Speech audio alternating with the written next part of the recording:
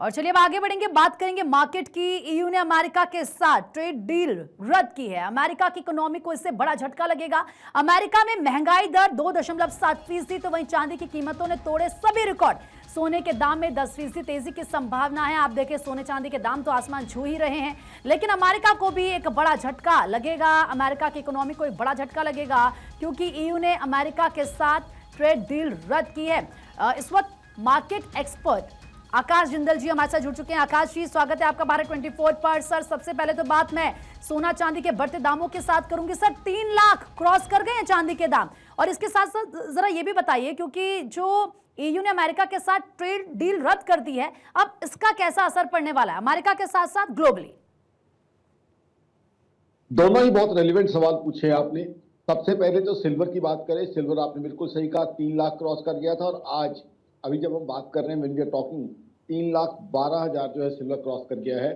देखिए, अब जो जियोपॉलिटिकल फैक्टर्स चल रहे हैं, रशिया यूक्रेन वॉर है, यूएस ने जो वेनेजुएला के साथ किया, या यूएस की जो संभावित कार्रवाई ग्रीनलैंड को हो सकती है, या ईरान में जो कुछ हो रहा है, वो जाहिर सी बात है सिल्वर और गोल्ड दोनों की सेफ हेवन बाइंग ग्लोबली उसकी वजह से बढ़ी हुई है। लोग अपने आप को हेज कर रहे हैं, और गोल्ड की तो सेंट्रल बैंक्स भी जो है दुनिया भर के गोल्ड की परचेज कर रहे हैं, क्योंकि डी डॉलराइजेशन हो रहा है, डॉलर का वर्चस्व कम होता जा रहा है। तो ऐसे में गोल्ड को एक रिजर्व बनाया जा रहा है, और सिल्वर और गोल्ड में कोरिलेशन भी रहता है। हालांकि सिल्वर पे एक चीज लोगों को ध्यान देना चाहिए।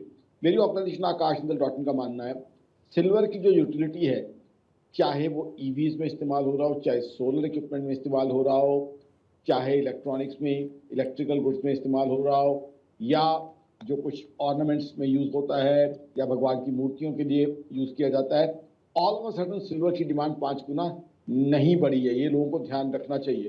तो महज जियोपॉलिटिकल फैक्टर्स हैं, सेफ हेवन बाइंग है, हेजिंग है, या कुछ इन्वेस्टमेंट बाइंग है, या मी टू वाली चीज है कि मेरे पड़ोसी ने जो है इससे पैसा कमा लिया, 2.5 लाख में लिया था तो मैं 3 लाख में ले लेता हूँ।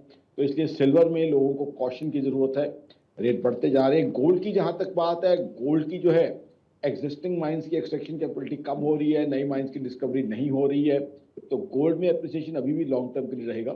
जहां तक ईयू की बात है, देखिए ईयू ने जिस तरीके से ट्रेड डील को ब्लॉक किया है, रोका है, तो उससे यूएस की इकोनॉमी को नुकसान रहेगा। और यूएस की इकोनॉमी वो इकोनॉमी है जो ऑलरेडी 4.4% अनएम्प्लॉयमेंट का शिकार है, 2.7% इन्फ्लेशन है।